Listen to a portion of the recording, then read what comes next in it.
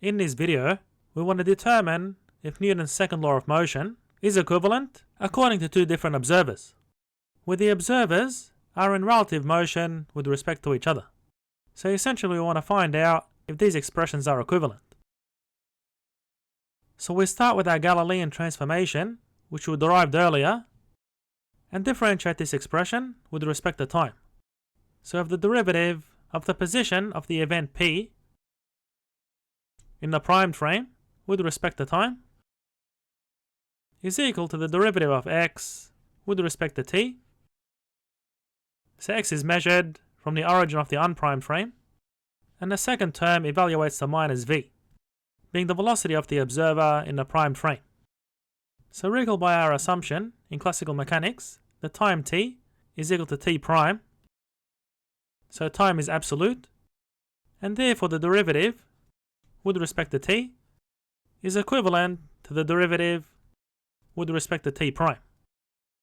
And similarly in the other dimensions, we'll have a derivative of y prime with respect to time is equal to the derivative of y with respect to time, given that we're not considering relative motion in the y direction, and we're not considering relative motion in the z direction either.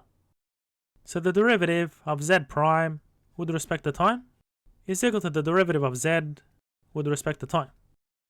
So what we'll do is label these velocities using the letter u.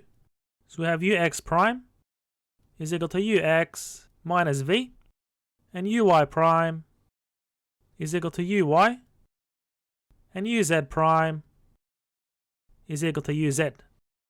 So these are our velocities. And in vector form, our classical velocity addition theorem is u prime is equal to u minus v.